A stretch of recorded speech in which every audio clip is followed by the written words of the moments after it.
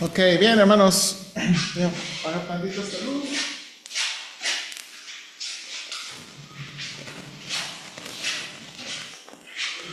Ok. ¿Les parece si leemos estos capítulos? Capítulo 22, versículo 22. Marcos capítulo 8, versículo 22. Vamos a leer de nuevo.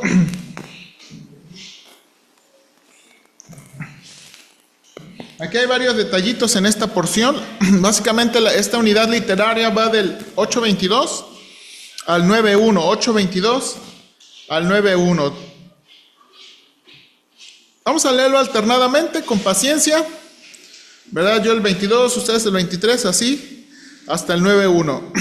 Dice la escritura, yo leo, vino luego a Betsaida y le trajeron un ciego y le rogaron que le tocase. Entonces, tomando la mano del ciego, le sacó fuera de la aldea, y escupiendo en sus ojos, le puso las manos encima y le preguntó si veía algo. Él mirando dijo, veo los hombres como árboles, pero los veo que andan. Luego le puso otra vez las manos sobre los ojos y le hizo que mirase, y vio restablecido, y vio de lejos claramente a todos. Y lo envió a su casa diciendo, no entres en la aldea, ni lo digas a nadie en la aldea.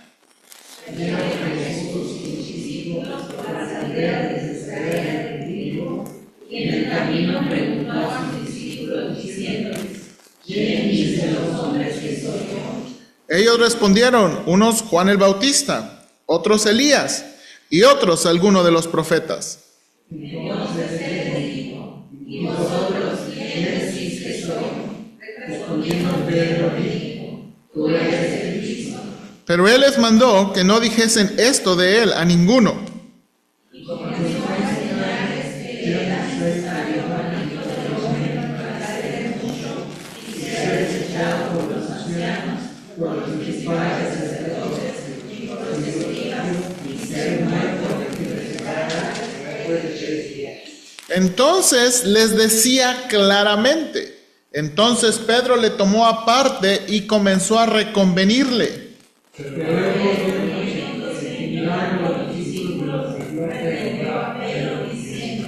Quítate delante de mí, Satanás, porque no pones la mira en las cosas de Dios, sino en las de los hombres. Y llamando a la gente y a sus discípulos les dijo, si alguno quiere venir en pos de mí, niéguese a sí mismo y tome su cruz y sígame.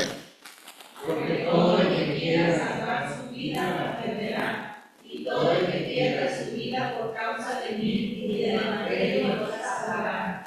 Porque ¿qué aprovechará el hombre si ganare todo el mundo y perdiere su alma? ¿O qué recompensa dará por su alma?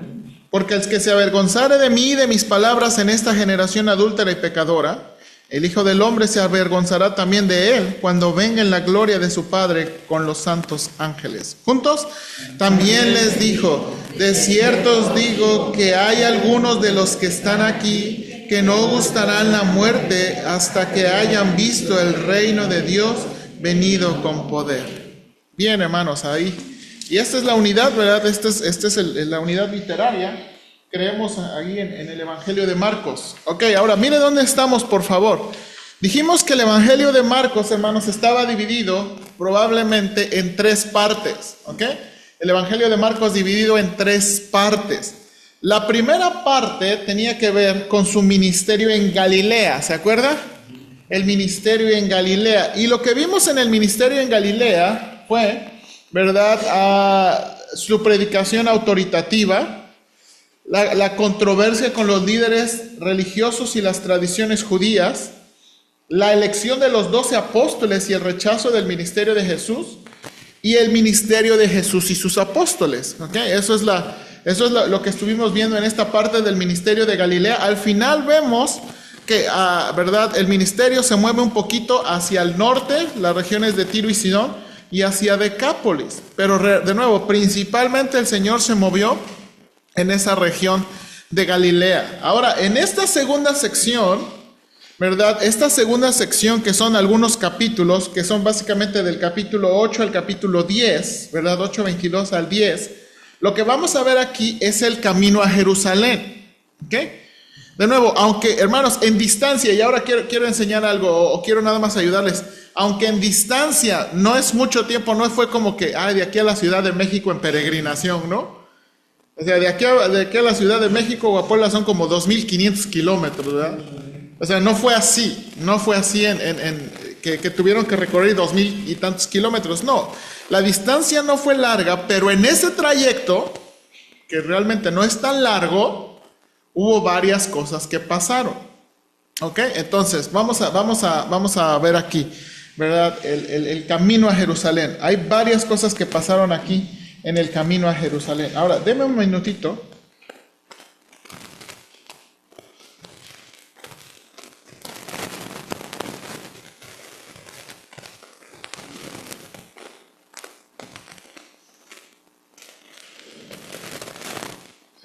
No, aquí no está.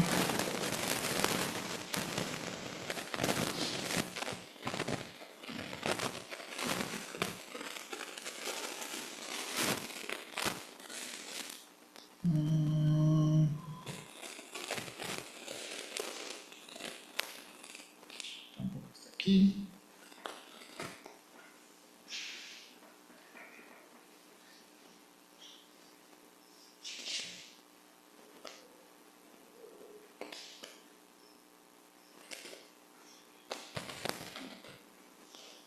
Ok. Ahorita voy a usar un mapita, pero como que no, perdóname que no funcionó muy bien. Ok. Entonces, ¿qué tenemos aquí, hermanos? Acabamos de leer el narrativo. Ok. Hay 3 eventos en esta sección, ¿verdad? Hay 13 sucesos en esta sección. Y ahí para rellenar, ¿verdad? Aquí tenemos unas plumas con B de vuelta, se la prestamos y nos las regresen, ¿verdad?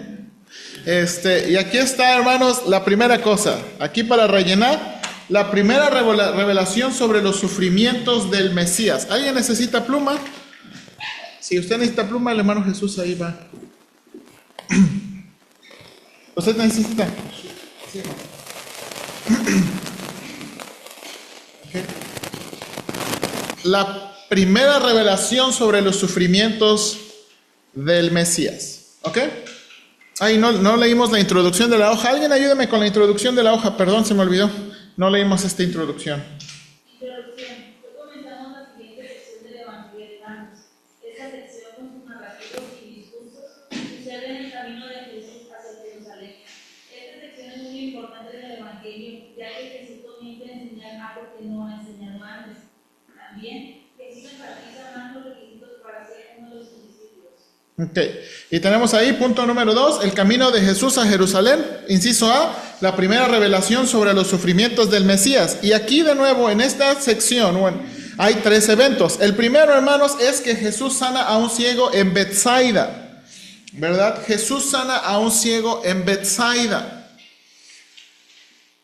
Ok, ahora aquí tengo la descripción, ¿verdad? Nada más de ese evento, pero algo que le llame la atención a usted, ahorita que leímos, algo que le llamó mucho la atención de este milagro del ciego de Betsaida, algo que le llamó la atención, hermano. ¿Qué le escupió? Bueno, Le escupió dos, ok, ahí está. Bueno, le escupió. Bueno, creemos que le escupió la primera vez, pero ¿qué pasó en la primera vez? Así no veía. Así no veía. Ahora, hermanos, de nuevo, entonces, pensando en todo lo que ha pasado en Marcos, pensando en todo lo que está pasando en Marcos, pensando en el último milagro, ¿se acuerda del sordo mudo? ¿Se acuerda? Ahí está la pregunta. ¿Qué pasó con este ciego que no lo está sanando qué? Instantáneamente y completamente, ¿verdad? Porque escupen sus ojos y luego, ¿verdad? ¿Qué ves? Pues así como, ¿verdad? Nosotros cuando no tenemos bien graduados los ojos, ¿verdad? Digo, los lentes. No, pues veo bultos yo, ¿verdad? Y bueno, pues usted se acuerda que antes no había lentes, ¿verdad? Entonces veo. Y luego le vuelve a tocar y entonces, ¿qué? Ve claramente. Ahora, hermanos, para nosotros eso sería un poquito extraño, ¿no? Porque, ¿qué está pasando con Jesús? Más bien sería la falta de fe que Jesús tenía. Bueno, no creo, porque lo hubiera regañado, lo hubiera dicho. Él hizo todo como Por la mejor también para que se dieran cuenta la gente. para enseñarles que cosas que él puede hacer, pero no va a hacer milagros. Ok. delante de Dios. Bueno, no necesariamente. Ahora, algo también en este narrativo, algo que leímos ahí, que ¿dónde hace este milagro el Señor? ¿Dónde comienza a hablar con este ciego? Comienza a hablar dentro de la ciudad, pero no hace el milagro dentro de la ciudad, sino que lo saca de la aldea. El texto dice que lo toma de la mano, pues es un ciego, lo toma de la mano y lo saca a la aldea. Entonces parece ser que no hubo mucha gente, a lo mejor tal vez sus discípulos, uno que otro chismoso como algo. Tal vez no quería también que se dieran cuenta la gente. Entonces, ahora hermanos, entonces le saca de la aldea, hace este milagro en partes porque sí lo hace. Y entonces, pero ¿por qué? O sea, ¿qué le pasó al Señor? Yo digo, incluso, que no tenía ojos, ¿Que no tenía ojos? como con el otro de Ok, que era un milagro más complicado, ¿verdad? Ok, puede ser, hermano Jesús. No sería como una especie de profecía sobre la aldea. Ok, Después le dice que no entre y les hable. ok, ahí vamos. Creo que sí tiene que ver, pero aquí creo que la clave, hermanos, está en lo que pasó anterior. ¿Se acuerda? En el evento anterior o la escena anterior, el Señor está hablando con sus discípulos. ¿Y qué les dice? ¿Qué les dice? ¿Sí? Pero también, ¿qué es su exhortación? Que teniendo ¿qué? ojos no veis y teniendo oídos no oís. Teniendo ojos no ven. Teniendo oídos no oyen. Y dijimos, ¿verdad, hermanos? Lo indispensable de la obra del Espíritu Santo en nuestros corazones. ¿Verdad? Lo indispensable del Espíritu Santo en nuestros corazones. Entonces, imagínense, ya les dijo eso. Y nosotros venimos leyendo el Evangelio de Marcos e inmediatamente pasa este evento. Y de nuevo, es un milagro raro. Este es el único milagro, hermanos, en todos los evangelios. Este es el único milagro en todos los evangelios que se hacen partes. O voy a decir así, que se hace a medias. También probablemente se puede decir que es de los ojos, o quizá el segundo milagro, que hace algo físicamente. Bueno, si damos por hecho que no tenía a lo mejor alguna parte de los ojos, ¿no? Sí, pero aquí yo no usó tierra, sino saliva pura. ¿Ah, qué? Ajá. Entonces, hizo algo físico, no solamente es con la palabra. Ok. Ahora, bueno, termina este milagro y verá, les dice, no entres a la aldea y no le digas a nadie. Ok, ahora no dice si obedeció o no obedeció, pero pues sospechamos como todos, ¿verdad? Pues ¿qué fue y dijo? Ok, ahora, lo siguiente que pasa ahí, la siguiente, ¿verdad? Salieron Jesús y sus discípulos por las aldeas de Cesarea de Filipos. Y aquí quiero enseñar este mapita, voy a enseñar este mapita, para que veamos dónde están pasando. Ok. Este es Cesarea de Filipos, hermanos, está hacia el norte. ¿Ok? Esto está hacia el norte. Entonces, ¿cómo pastor está diciendo que es el camino hacia Jerusalén? Bueno, parece que están yendo aquí para algo y luego van a ir a Jerusalén. Están yendo al norte para algo y luego van a ir a Jerusalén. El monte Hermón, hermanos, si ustedes ven aquí, el monte Hermón es uno de los montes más altos de Israel. Es el monte que está tan alto que llega a congelarse en ciertas épocas del año. ¿Okay? Este es un monte que está alto y la Biblia enseña. Entonces, dice que aquí, salieron de Betsaida y fueron, hermanos, aquí a las aldeas de Cesarea de Filipos. Y vamos a ver aquí un poquito de esta aldea, hermanos. Vamos a ver un poquito. Ahora, ya quito el mapita. Ok, ¿qué está pasando en esta segunda escena? En esta segunda escena, hermanos, Pedro confiesa la identidad de Jesús. Pedro confiesa la identidad de Jesús. Ok, alguien ayúdame a leer inciso A, por favor. Está un poquito larguito, pero vale la pena. Nuevamente Jesús entra a la aldea. No, el 2. El 2, inciso A. Jesús sale de Bethsaida y se dirige a la zona norte de Israel, Cesarea de Filipo. Esta ciudad, situada en las faldas suroccidentales del monte Hermón, se llamaba anteriormente Paneas o Panión, en honor a Pan, el dios griego de la naturaleza y de los bosques. El nombre se conserva en el nombre moderno de Banes. Herodes Filipo expandió la ciudad tras su nombramiento como tetrarca en el año 14 después de Cristo. La bautizó Cesarea en honor a César Augusto. Algunos comentaristas han destacado la naturaleza pagana e idólatra del lugar, sugiriendo que Jesús llevó intencionalmente a sus discípulos al corazón del paganismo para declarar un mesianismo. Exactamente, ¿ok? Exactamente. Entonces, ahora, si hay tiempo, les voy a enseñar un video. Hay una creencia, hermanos, que en Cesarea de Filipos, ahora, aquí, y razón por qué, ¿se acuerda que vamos a ver nada más lo que dice Marcos? No, les dije, nada más vamos a estudiar lo que dice Marcos. Eso sí. Les dije, porque en Mateo, en la misma escena, el Señor le dice, ¿se acuerda? Y te digo que tú eres Pedro y sobre esta roca edificaré mi iglesia. Y las puertas del Hades. Ok, bueno, en Cesarea de Filipos había un lugar, hermanos, donde creían que habían las puertas del infierno o del Hades. No, en Cesarea de Filipos, porque este es un lugar pagano. ¿Ok? Este es un lugar, ¿verdad? Y este es el lugar donde el Señor lleva a sus discípulos para decirles quién es Él. Ahora, quiero decir, pero ese no es el énfasis de Marcos.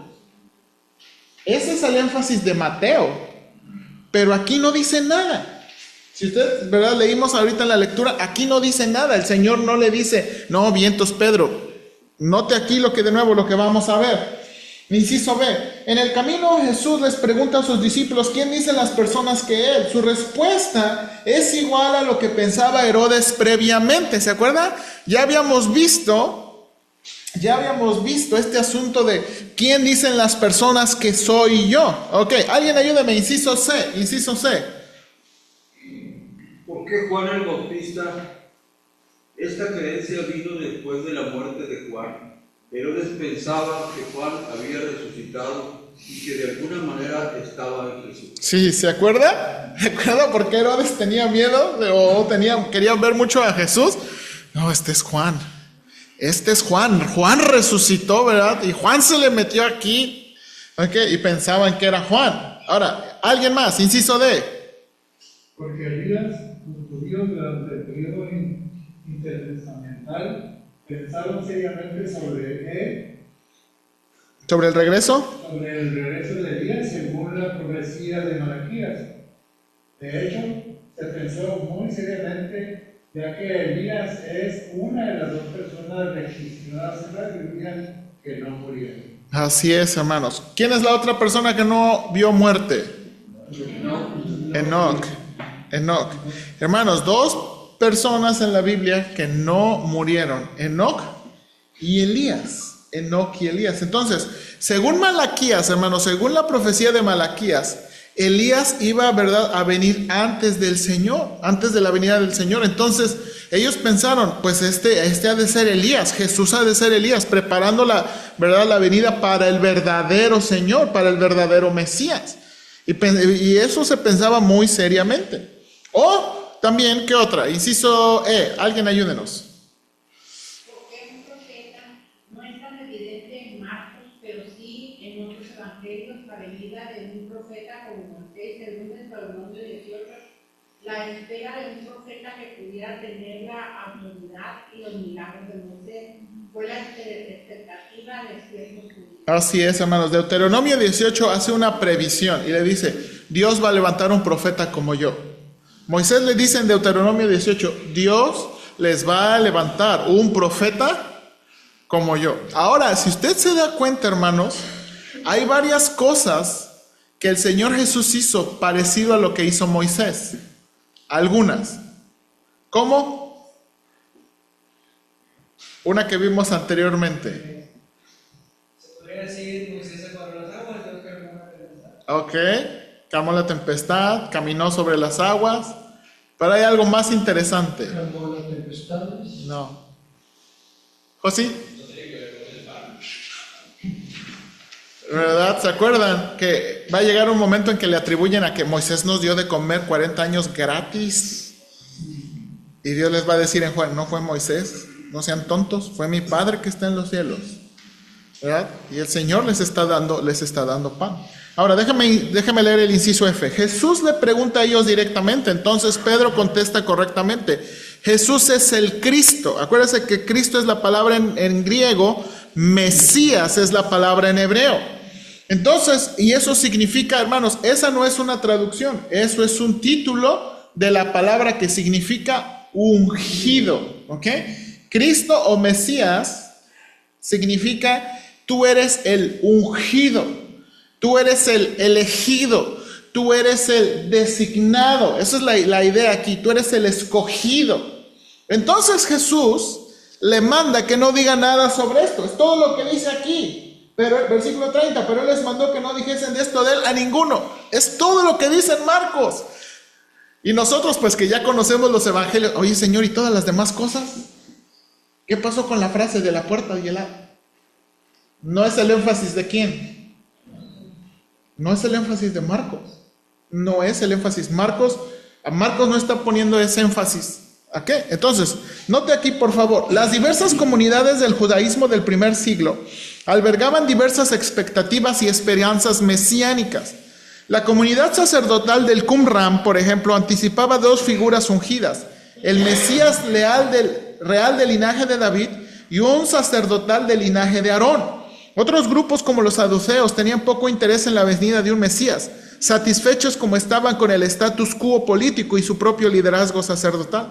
A pesar de esta diversidad, existen pruebas sólidas de una expectativa firme y persistente por la que llegaba de un rey del linaje de David, que liberaría a la nación, aplastaría a los enemigos de Israel y establecería un reino de rectitud y justicia con sede en Jerusalén.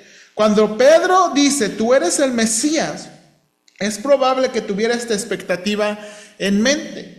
Ahora, hermanos, quiero decir algo. En los estudios de nuevo del periodo intertestamental, ya había habido en la historia, ciertas personas, o a ciertas personas ya se les había, ¿verdad?, mencionado o catalogado como los Cristos. Porque de nuevo, el Cristo es un título, ¿verdad? Es un título que se le da a alguien. Entonces, ya parece ser que en la historia habían visto, y por eso, ¿verdad? ¿Se acuerdan quiénes eran los celotes? Un grupo de sediciosos Que estaba en contra de Roma y del gobierno. ¿Okay? Los celotes, especialmente entre los celotes, que era ese grupo de rebelión, ¿verdad? Ellos querían liberar al pueblo de Israel, y ya había de nuevo dentro de la creencia, los del Qumran también eran otro grupo, ¿verdad? Apartado, ¿verdad? Que creía que Dios iba ya a venir y traer, y también tenían una expectativa de un Mesías. Entonces, cuando Pedro le dice, tú eres el Cristo, ese eres el Mesías, tú eres el ungido, tú eres nuestro campeón, ¿verdad? Ahora, hermanos, no les regaña, no les dice que no. De nuevo, aquí no dice bien Pedro, porque no, aquí no dice nada. Y luego de esto, miren lo que dice el versículo 31. Y comenzó a enseñarles que era necesario al Hijo del Hombre padecer mucho y ser desechado por los ancianos, los principales sacerdotes, por los escribas, y ser muerto y resucitar después del tercer día. Hermanos, ¿y qué tenemos ahí? Punto número 3, Jesús anuncia su muerte y los discípulos no entienden. Eso es, no entendieron. Cuando murió y resultó, no creyeron. Ok, bueno, hasta que lo vieron, ¿verdad? Hasta después de la resurrección. Ahora, Aún lo vieron y no creyeron. bueno, no todos. Ahora, noten aquí. Que vive el Espíritu Santo. Ok, hermanos, aquí, noten aquí. Alguien inciso A abajo de punto 3. Inciso A abajo de punto 3. Marcos nos muestra un cambio en la narrativa, versículo 31. Jesús comienza a enseñar algo que no había enseñado de sí mismo. El Hijo del Hombre necesita sufrir, ser rechazado, morir y resucitar al tercer día. Esta predicción de Jesús no encaja con la mente que esperaba el Mesías victorioso. Es por esa razón que Jesús menciona el rechazo de los ancianos, sumos sacerdotes y escribas. Esos son los líderes religiosos de la nación. Ellos conocen las escrituras y aún así los rechazan. Ok, hermanos, note ahí. Si los meros que conocen la escritura lo rechazan, Y siguen rechazando. uno diría que es, hermanos, piénselo así. Hermanos, hoy en día todo el mundo tiene Biblia. Y todo el mundo puede saber, ¿verdad? Pero en aquel tiempo no. Venían a la sinagoga para escuchar la palabra de Dios. Y de nuevo, lo que uno conservaba era lo que podía memorizar, lo que podía escribir uno por ahí, ¿verdad? Pero no tenía uno Biblia. Hermanos, es más, las sinagogas ni siquiera tenían porciones completas del Antiguo Testamento. No era como, ay, traigan nuestro Antiguo Testamento. No, porque eran caras, no eran de fácil acceso. Entonces, piénsenlo esto. ¿Quién tenía resguardado las copias de la palabra de Dios? Y los fariseos. Sacerdotes, sumos sacerdotes, escribas, o sea, ellos. Imagínense entonces, los que saben, los que están en contacto con la palabra de Dios, pues deberían haber identificado que Jesús es el qué, el Mesías, pero le rechazan. Pero también que no, que muchas cosas fueron escondidas de la gente. Sí, es cierto, es cierto. No entiendo por qué los judíos no mencionan más sobre el profeta Isaías en los capítulos anteriores. ¿Por qué? Ay, hermano, pues no sé si voy a contestar la pregunta, pero de eso voy a predicar, entonces no lo voy a contestar. Porque si no lo voy a spoilear. Yo pienso que también esto de no lo entendieron, inclusive también los fariseos lo negaron, es que ni siquiera habían leído el libro de Isaías. Ni siquiera tuvieron idea cuando se anunció lo el nacimiento de una virgen. Bueno, Les pasó de noche. yo creo que les pasó de noche, pero no es que no lo leyeran, porque sí lo leyeron. Sí, pero quiero decir, lo leyeron, pero cuando estuvo la señal, ellos ni en cuenta. También tenemos que recordar contexto histórico, estaban bajo presión romana. Ellos querían un libertador a toda costa. Estaban Otro concepto. buscando su bienestar espiritual, estaban buscando su bienestar económico, social, etc. Sí, sí. Ellos estaban, querían un Mesías, querían un Barrabás. Sí, sí, sí. Ay, hermanos.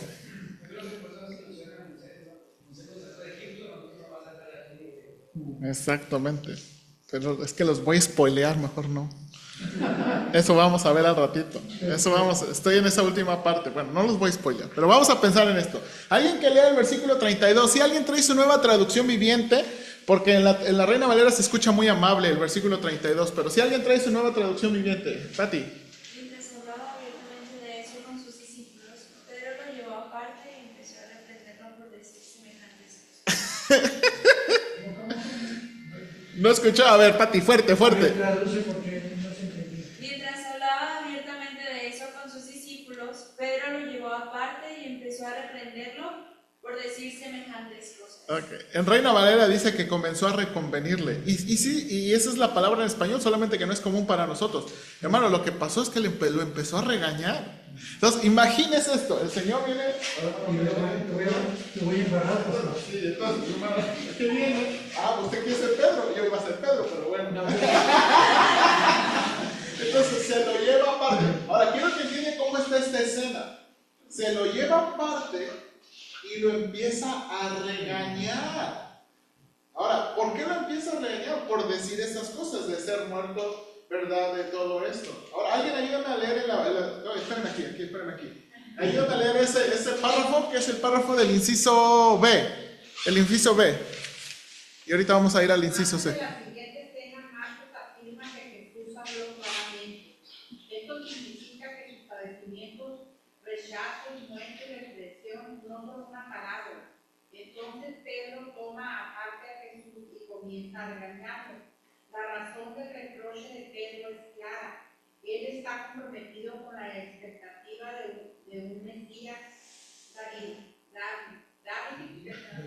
davídico que derrotaría a los romanos y sus colaboradores judíos y restablecería un reino autónomo de Israel.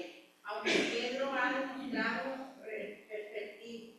perspicacia al reconocer el mesianismo de Jesús, no puede comprender su papel de sufrimiento. Ok, hasta ahí. Entonces, hermanos, ahora, esta escena de Pedro nos comprueba entonces, hermanos, que en verdad él estaba esperando un liberador, porque lo está regañando. ¿Cómo te vas a morir? No, si les tienes que dar en la torre, tú eres el campeón, ¿verdad? Ahora, hermanos, eso es lo que está en el texto también. Jesús regresa. El verbo griego es un poquito más. Entonces, agarra a Pedro. Yo no sé si lo agarra a Pedro, pero después dice que se dirige a ¿quién? A los discípulos. Hermanos, imagínense eso, ¿verdad? Él ya lo regañó en privado, pero viene y lo embarra al otro. Imagínate, en público. ¿Pueden imaginar eso? En público. Entonces, note aquí, inciso C, yo lo voy a leer. Jesús regresa con sus discípulos y regaña a Pedro públicamente. Jesús lo acusa de no poner la mira o la mente en las cosas de Dios, sino en las de la tierra. Esta acusación confirma la sospecha de que Pedro está pensando en un Mesías como libertador. En la tentación de Jesús, ¿se acuerda? Satanás le ofreció los reinos del mundo si le adoraban.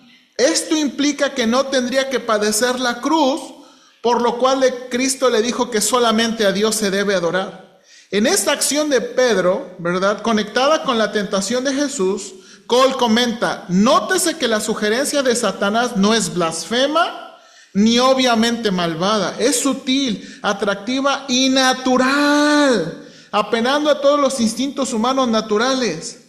Por eso es tan peligrosa. Ok, ¿por qué lo está regañando, hermanos? ¿Por qué lo está regañando? Pues, ¿cómo te vas a morir? ¿Cómo vas a hacer esto? Y el Señor hermano, le dice: quítate de delante de mí, Satanás, porque no pones tus ojos o tu mente, esa es la idea, tu mente en las cosas de Dios, sino en las de la tierra. Ahora, hermanos, aquí viene la pregunta: ¿qué son esas cosas de la tierra? ¿Qué son esas cosas de la tierra? Yo pienso que esas cosas de la tierra es que, inclusive yo creo que desde el púlpito los sacerdotes les predicaban, les decían, esperaban un Mesías libertador. Nunca tuvieron la cuestión de que era un salvador, sino el concepto de salvación para ellos era que los iba a sacar de pagar tributos, impuestos, y que les devolvieran la tierra prometida. Sí. Eso es lo que es de los deseos de Satanás. Ahora, hermanos, aquí viene otra cosa. Hermanos, le está diciendo Satanás, y luego, y aquí hay que pensar un poquito, ¿verdad?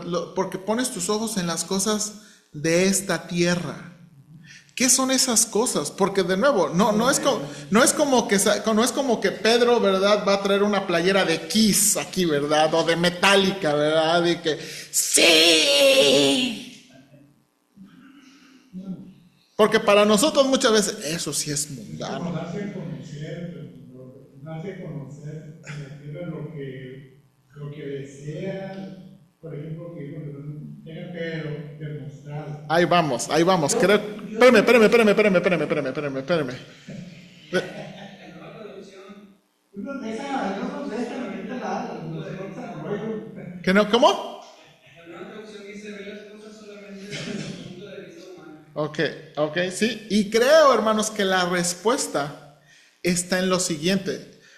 Ya lo regañó a Pedro públicamente. Ahora, ¿qué pasa ahí? Luego, ¿qué pasa en la siguiente escena? Versículo 34. Y llamando a la gente y a sus discípulos. Entonces, hermanos, eso nos dice que no iban solos, ¿eh? O sea, ahí iba gente y sus... Ya ve que el Señor le encanta así darle de comer como a 3,000, ¿verdad? 4,000 personas, 5,000 personas. Va mucha gente. Entonces, inciso D. Entonces Jesús llama a la multitud para mostrarles los requisitos de ser uno de sus discípulos. Y dice aquí el versículo, hermano, si alguno quiere venir en pos de mí. Esta frase, venir en pos de mí, es la frase que describe el llegar a ser un discípulo. Hermanos, Jesús expresa que el seguirle es un asunto voluntario. La persona debe querer seguirlo. Hermanos, ahora, esto es lo que nos cuesta a nosotros, ¿verdad? Viviendo en una hora un poquito más moderna. Hermanos, recuerden que en el primer siglo, y aún todavía en la era medieval, los discípulos, en el primer siglo, los discípulos eran los que pedían al maestro, ¿verdad? Acéptame como tu discípulo. Y era un compromiso con el maestro. O sea, eran los discípulos rogarle al maestro que pudiera estar con él. Hermanos, cuando comenzaron las universidades en Europa, la gente iba a las universidades por los maestros que enseñaban en las universidades, ¿verdad? Porque querían estar ahí, ¿verdad? Por el prestigio y el requisito de los maestros. Hoy en día, ¿verdad? Ya no funciona tan así. ¿Ok? ¿Por qué? Porque vemos el prestigio de la institución, el nombre de la institución. Ya no es tanto al nivel individual. ¿Ok? Ya no es tanto al nivel individual. Ahora, puede que sí, pero ya no es tanto a ese nivel. Entonces, nos cuesta pensar en esto. ¿Por qué? Porque el Señor le dice, si alguno quiere ser mi discípulo, si alguno quiere venir en pos de mí. Ahora, aquí viene el requisito. Esto es un asunto voluntario, pero tiene requisitos. Ahí, el primer requisito, alguien ayúdeme. El discípulo debe negarse a sí mismo. Este verbo significa negarse a pensar o a preocuparse por algo. Significa negarse a prestar atención a lo que dicen los propios deseos o negarse a pensar en lo que uno quiere para sí mismo. Ok, ¿verdad? Niéguese a sí mismo. Y luego le dice, hermanos, esta es la primera vez que se menciona la cruz. Tome su cruz. Ok, ¿qué significa eso? Alguien ayúdeme, por favor. El discípulo debe tomar su cruz, una imagen de extrema repugnancia. La cruz era un instrumento de crueldad, dolor, deshumanización y vergüenza. La cruz simbolizaba la odiada opresión romana que estaba reservada para las clases sociales más bajas. Era el aspecto más visible y omnipresente del aparato de terror, diseñado especialmente para castigar a los criminales y sofocar las rebeliones de esclavos. En el año 71 a.C., el general romano Craso derrotó al esclavo rebelde Espartaco y lo crucificó a él y a 6,000 de sus seguidores en la Vía Apia, entre Roma y Capua. Un siglo después, en los días de Marcos, Nerón crucificaría y quemaría a los cristianos que fueron falsamente acusados de incendiar Roma. Ok, hermanos, de nuevo, todavía no ha pasado el evento de la cruz. Y les está diciendo al Señor, tomen su cruz. En pocas palabras, nosotros como discípulos del Señor debemos de soportar todo lo que pudiera llegar a afectarnos. Ok. Debemos soportar. Dejar Hasta la muerte. sus cochinadas. Ahora, bueno, piénsenlo como un discípulo que no han visto a su Mesías crucificado. O sea, esto les está diciendo antes de la cruz. O sea, esta es la muerte vergonzosa. Esta es la muerte cruel. Esta es la muerte extrema de los romanos. Si alguno quiere venir en pos de mí, niéguese a sí mismo y tome su cruz. Y ellos pensarían, o sea, tomar la cruz, o sea, pensar pensar en sufrir, pensar en ser humillados, pensar en ser expuestos, o sea, es como, pero ¿cómo? O sea, ¿cómo? Tomar su cruz. Y luego, último, dice, y sígame. El discípulo debe seguir a Jesús. En el primer siglo significa seguir al maestro significaba comprometerse ¿qué? Con él. Ahora, hermanos, y aquí está mi pregunta, ¿por qué exige mucho el discipulado? ¿Por qué exige mucho el discipulado? Hermanos, estas palabras son palabras fuertes. Son palabras fuertes del discipulado. Son palabras. ¿Por qué exige mucho el discipulado? Bueno, hermanos, lo que sigue son 2 porqués. Y cuando encontramos los porqués en la Biblia nos va a dar ¿qué? Explicaciones o razones. ¿Ok? Nos va a dar 2 explicaciones o 2 razones por qué las exigencias del discipulado son muchas. Y en un sentido, hermanos, hasta extremas. ¿Ok? La primera razón. Alguien ayúdame con la primera razón. Porque salvar la vida puede costarle. Eso significa que uno quiere no solamente guardar su vida física, sino también sus deseos, planes, metas y la forma segura y exitosa de vivir.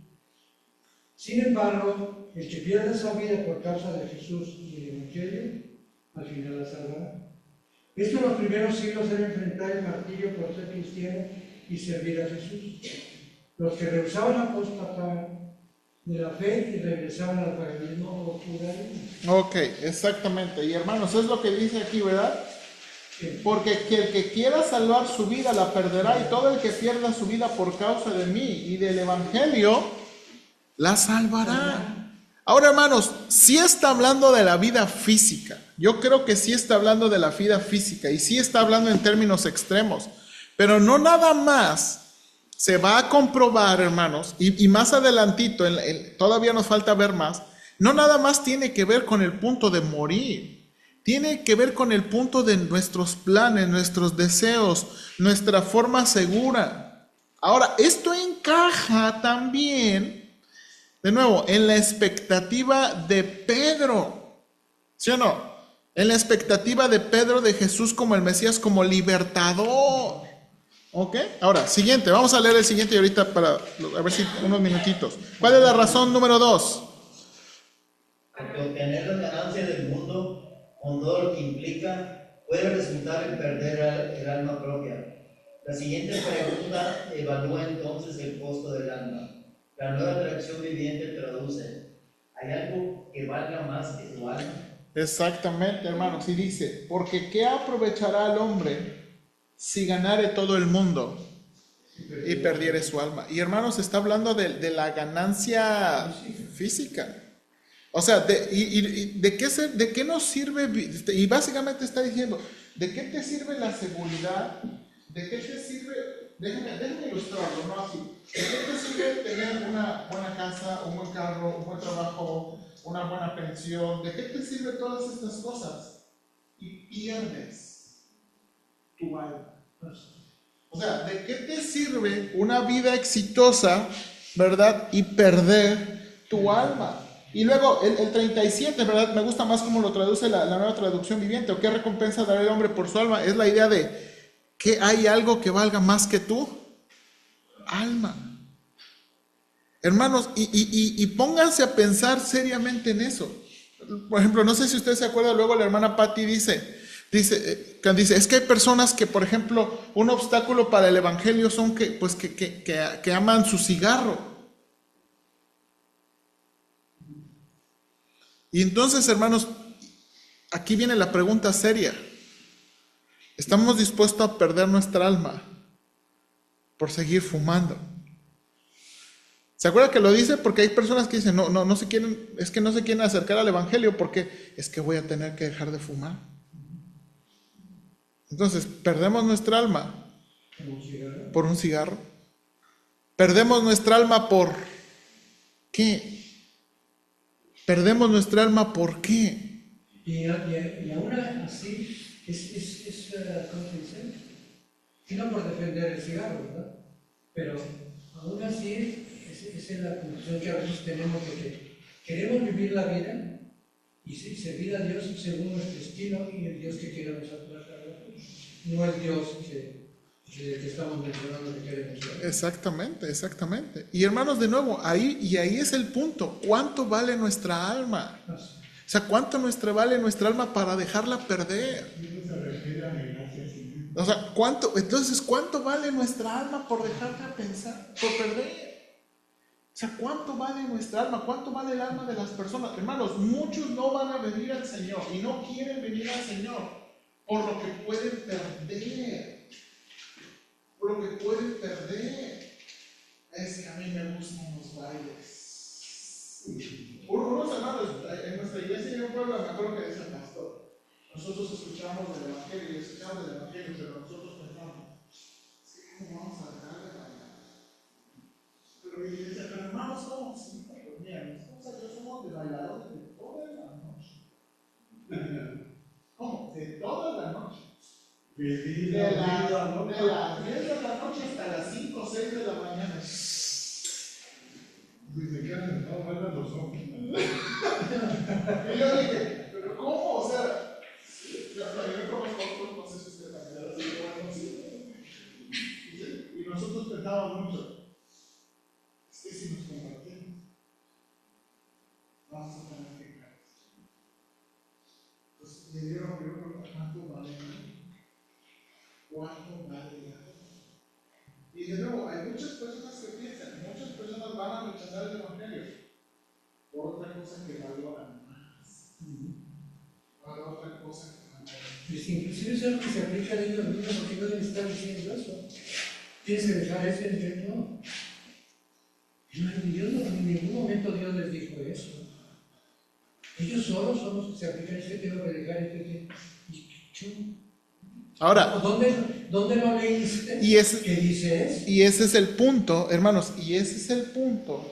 ¿Se acuerdan? Porque el Señor Jesús es muy intolerante con los religiosos y muy paciente y amoroso con los perdidos. Porque ellos están viniendo a Jesús, ¿verdad? Porque ellos están viniendo a Jesús. Y note aquí, ellos están viniendo a Jesús y están teniendo convicción de pecado. Y ¿verdad? Y se están arrepintiendo, pero los fariseos es que, ¿cómo me voy a dejar tocar por una mujer de dudosa procedencia? ¿Verdad? ¿Cómo voy a comer con esa gente? ¿Cómo voy a andar con esos lugares? O sea, y piénselo así, porque no, o sea, nosotros estamos pensando en los paganos, ¿verdad? Sí. O así, pero también piensa en los religiosos. ¿Cómo voy a dejar? Y hermanos, yo veo a un Señor Jesús muy poco paciente con los religiosos. Muy poco paciente con los religiosos. Y paciente y amoroso con los paganos. Y entonces, ahora hermanos, note aquí, y aquí viene la siguiente, y es una advertencia, versículo 38. Porque el que se avergonzare de mí y de mis palabras en esta generación adúltera y pecadora, el Hijo del Hombre se avergonzará también de él cuando venga en gloria de su Padre con los santos ángeles. Hermanos, y aquí viene el asunto, y de nuevo creo que esta es una advertencia, hermanos, de avergonzarse del Señor. Avergonzarse del Señor. Y creo, hermanos, mire, ahora sí, sin hacer confesiones, ¿verdad? Pero yo creo que todos en algún punto a veces nos ha dado vergüenza llamarnos cristianos. En algún punto y no hemos sido todo lo valientes que debiéramos ser. O sea, hermanos, a mí me sorprende mucho, o sea, ¿se acuerdan que le digo? A mí me sorprende mucho mis hijos, que a veces son más valientes para comenzar una conversación del Evangelio que yo. O sea, y es como, en verdad son más valientes para los niños, más valientes para comenzar una conversación. ¿De por qué? ¿Por qué no? ¿Se acuerda que le digo que cuando yo era niño, hermanos, cómo me enfadaba que decían mis primos, es que tú no puedes? Porque eres cristiano. Y no me llevaban a los bailes, no me llevaban a las posadas, porque yo era cristiano y yo así como de niño, ¿verdad? Toda la diversión está ahí y uno no puede ir. Pero porque uno no entiende, hermanos. Uno no entiende. Entonces, de nuevo, cuando está diciendo aquí, y piensa de nuevo en el contexto, cuando el Señor le está diciendo a Pedro, aléjate de mí, Satanás, no está pensando en las cosas diabólicas. Está pensando a veces en las cosas terrenales, hermanos, que a todos nos llama la atención. Hermanos, y es cierto. O sea, no podemos decir que no son constantes tentaciones. ¿Sí o no? Cuando hermanos, no piénsalo así, cuando se le gotea su casa, ¿no quisiera una mejor casa? Cuando se le descompone su carro, ¡ay! ¡Cochino carro! ¿No quisiera un mejor carro? ¿Sí o no?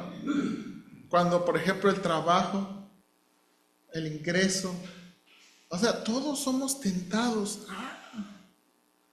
O sea, los padres cuando ven, ¿verdad? Que, por ejemplo, otros niños humillan a sus hijos. ¿Sabes qué? Como el Kiko y el chavo, ¿se acuerdan? Viene el Kiko con una paletota y así enfrente de sus hijos. Y uno que quisiera, ¿verdad? Sí, te voy a comprar 20 paletas. Somos tentados, hermanos. Entonces, lo que el Señor le está reprochando a Pedro es eso, y es por eso tiene que hacer esa exigencia del discipulado, si alguno quiere venir en pos de mí. Hermanos, el ser discípulos de Jesús es un asunto voluntario. Sin querer. Ahora, es un asunto voluntario. Y hermanos, y aquí esto es a mí lo que me da tanta esperanza y me da tanto consuelo. Es quien quiera. Es quien quiera. No obligamos. No somos coercivos. Es quien quiera. Quien quiera ser discípulo de Jesús. Quien quiera ser discípulo de Jesús. ¿Ok? Quien quiera. Lo importante es eso. Quien quiera ser discípulo de Jesús. Bueno, hermanos, vamos a orar. Y bueno, último ahí.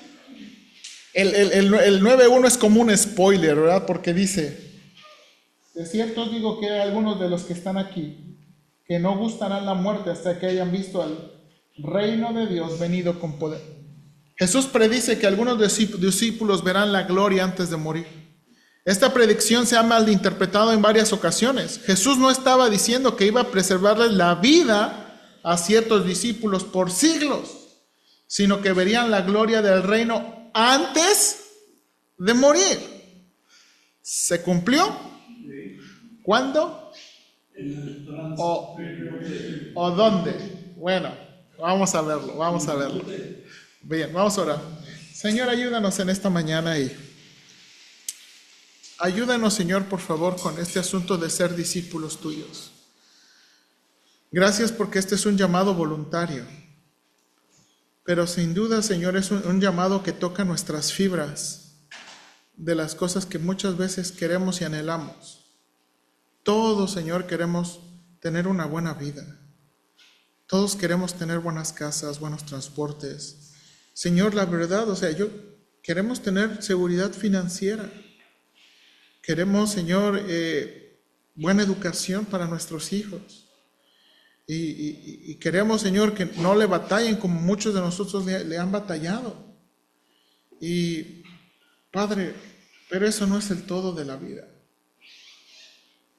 Señor, ayúdanos, Padre, por favor, a ser verdaderos discípulos de Jesús, que te sigan, que te amen. Y no estamos diciendo porque los padres de la iglesia del primer siglo a veces llegaron a ser extremos y malinterpretaron y comenzaron a vivir en lugares apartados y comenzaron, Señor, a dejar de vivir la vida que tú querías que viviéramos. Y ese era el punto extremo también. creemos de nuevo que tiene que ver con una vida de abnegación, donde, Señor, tú vales más que todas las cosas, y donde, Señor, tú le das valor a todas las cosas que hacemos. Eres tú quien le da valor a las cosas que hacemos. Y ayúdanos, Padre, por favor, te lo suplico. En Cristo Jesús. Amén.